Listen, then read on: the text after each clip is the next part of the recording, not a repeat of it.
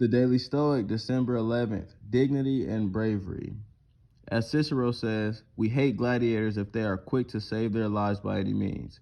We favor them if they show contempt for their lives. Seneca on Tranquility of Mind. Lyndon Johnson's college classmate used to tell an embarrassing story about him. Johnson apparently had a big mouth and felt he had to constantly dominate and intimidate others. Yet his, biograph- Yet his biographer, Robert Caro, makes it clear that when someone stood up to young Lyndon, he proved himself to be a complete coward. In one instance, during an argument over a poker game, instead of fighting, Johnson threw himself on a bed and began kicking his feet in the air with a frantic windmill in motion like a girl.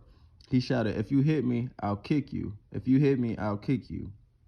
Later in his life, Johnson also worked extremely hard to avoid serving in World War II and lived it up in California while other soldiers fought and died abroad.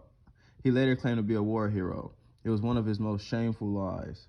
We do not need to disregard our physical safety or engage in wanton acts of violence to be brave. But nobody respects a coward. Nobody likes a shirker of duty. Nobody admires a person who puts too high a price on their own comfort and needs. That's the irony. That's the irony of cowardice. It's aimed at self-protection, but it creates shameful secrets. Self-preservation is hardly worth it because of everything it costs to return. Be brave, be dignified. So yeah, we all agree with self-preservation, but at the point of cowardice is where it's breached.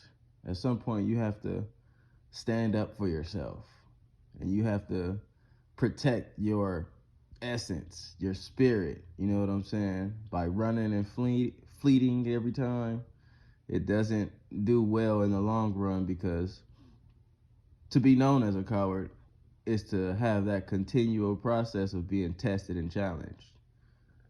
So be brave, be dignified. Bye bye.